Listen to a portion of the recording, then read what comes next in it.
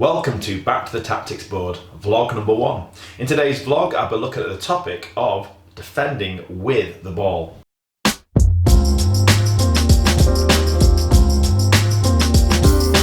During World Cup 2018 in Russia, I did a series of World Cup vlogs. The first game of the tournament was Russia against Saudi Arabia. In the months leading up to the tournament, Saudi Arabia were known for playing a more direct style of play.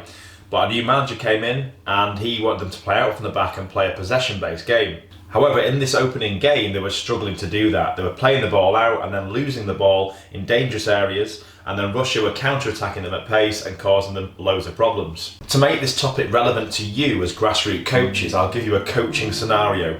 You're playing against a team that is technically and maybe even physically superior to your team. You know that they can hurt you with their use of the ball. You know they will set their tone by pressing, getting the ball back off you quickly, and then hurting you with their use of the ball. They play the numbers game. They know the more of the ball they have, the higher the chances are one of these technically gifted players will create goal-scoring chances. They'll look to tire your players out who have to chase the ball, and as fatigue sets in, mistakes are more likely to happen. Then there's a psychological element as well. Do your team want to spend the majority of that game without possession of the football?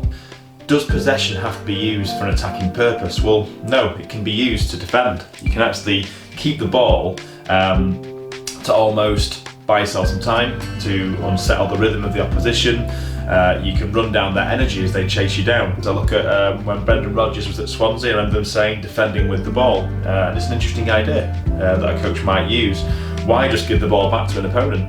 You know, if there's space to play at the start, fine.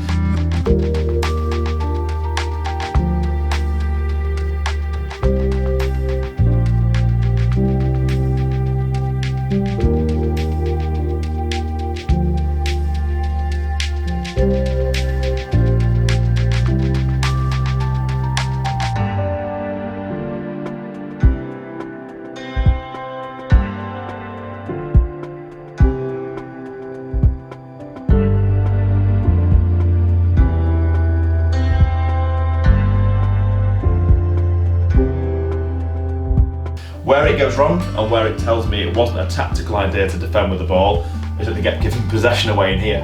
If they'd kept the ball for so many passes and then when the pressure came too much and they couldn't find a pass, they'd played the ball maybe into a channel and pushed up, maybe even agreed to concede possession almost. At least then they've wound the clock down, they've run the energy down, but they're not giving the ball away here whilst everyone is spread out.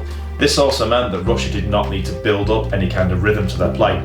If Saudi Arabia had kept the ball in the right moments and then moved it forward in the right moments, Russia at the very least then would have had to build from the back. Saudi Arabia could have sat into a shape.